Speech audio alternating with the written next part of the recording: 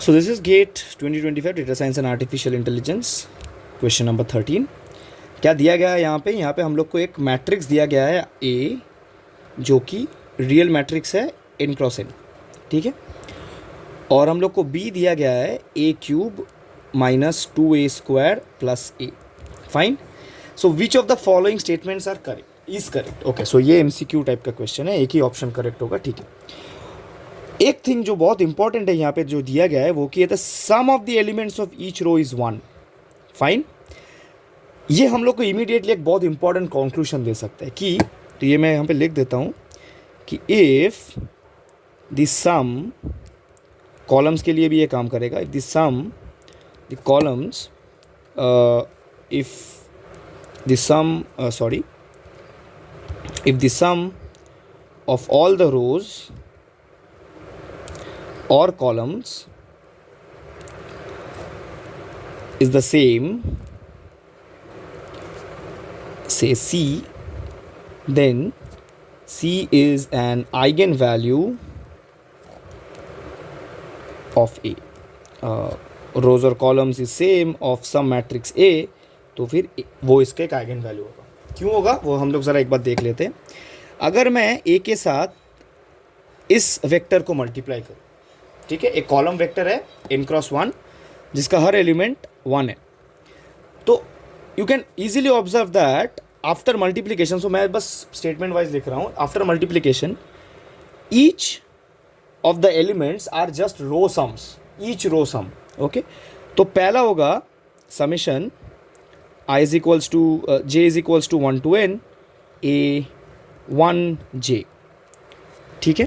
मतलब पहला रो का हर एलिमेंट का सम होगा, दूसरा होगा सेकेंड रो का हर एलिमेंट का सम 2j and so on and so fourth. Last वाला होगा j is equals to 1 to n nth रो का हर एलिमेंट का सम, ठीक है। This a very easy manipulation, right.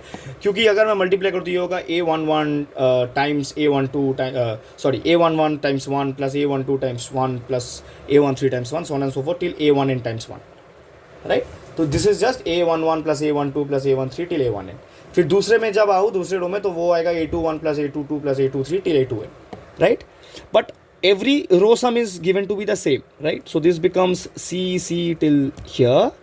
So ये हमको दे रहा है c टाइम्स 1 1 1, राइट।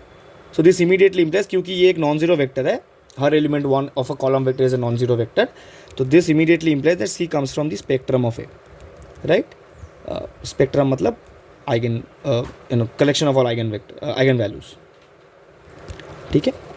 अब क्योंकि हम लोग को पता है कि जो ट्रांसपोज होता है एक मैट्रिक्स का, वो और एक मैट्रिक्स दो सिमिलर होते हैं, from that we can also observe that अगर रो सम सेम है तो ट्रांसपोज करूँ तो उसका कॉलम सम भी सेम होगा। तो क्योंकि रो सम में जो रो सम मिल रहा है वो एक आइगन वैल्यू दे रहा है, तो अगर ट्रांसपोज लूँ तो कॉलम सम भी एक आइगन वैल्यू देगा, और वो आइगन वैल्यू ओरिजिनल मैट्रिक्स का भी आइगन वैल्यू होगा। So in that way you can think of it. Typically speaking, अगर एक मैट्रिक्स ऐसा दिया गया है जिसका हर एक रो सम सेम है तो वो एक आइगन वैल्यू होगा, और अगर हर एक कॉलम सम सेम है तो वो भी एक आइगन वैल्यू होगा। आइदर केस देखना पड़ेगा, मतलब अगर एक ऐसा मैट्रिक्स दिया गया जिसका हर एक रो सम भी सेम है, हर एक कॉलम सम भी सेम है, go for the row sum और the column sum, that is to be taken care of. तो एक चीज़ हम लोग को यहाँ से इमीडिएटली दिख रहा है, जिसके लिए मैंने इतना कुछ लिखा कि इस मैट्रिक्स का एक आइगन वैल्यू तो 1 है, right. One of the eigen values of this matrix is 1। Fine. Therefore for the given matrix 1 is an eigenvalue. 1 is an eigenvalue, right? Now as we got 1 to be an eigenvalue, what does the spectral theorem for polynomials say? कि अगर fx is a polynomial, right, then and there exists some non-zero vector x such that ax equal to lambda x. तो इसका मतलब है कि if applied to a as a matrix, this will give me, ये क्या देगा हम लोग को, f of lambda, ठीक है। तो इससे हम लोग को क्या मिला, हम लोग को इससे बी का भी एक आइगन वैल्यू मिल जाएगा. So for lambda equal to 1 corresponding eigen value of B is, so B कैसा दिया गया है, A cube minus 2a² plus A, so it's 1 minus 2 plus 1, so it's 0, is 1 minus 2 plus 1, so it's 0. So मतलब B का एक eigen value 0 है. अब B का एक आइगन वैल्यू 0 है, इसका मतलब क्या है, हम लोग को पता है कि डिटर्मिनेंट होता है प्रोडक्ट ऑफ आइगन वैल्यू, सो इसका डिटर्मिनेंट भी 0 होगा. अब जैसे इसका डिटर्मिनेंट 0 हो जाएगा, हम लोग को पता है कि D B is not invertible.